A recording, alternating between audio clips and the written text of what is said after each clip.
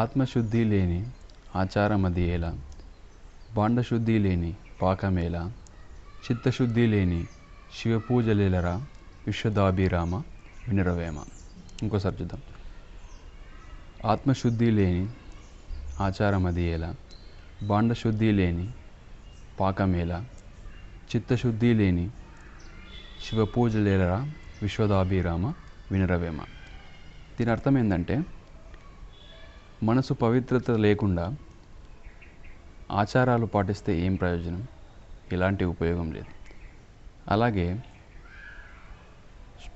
అపరిశుభ్రంగా ఉన్న పాత్రలో వండిన పదార్థము చిలుం పట్టి వ్యర్థమైపోతుంది, తినడానికి కూడా వీలుండదు. ఓకే, అది శుభ్రంగా ఉండాలి. అలాగే మనసు పవిత్రత లేకుండా శివపూజ చేసిన ప్రయోజనం ఏమీ ఉండదు. ఏకాత్మ భావంతో పూజ చేస్తే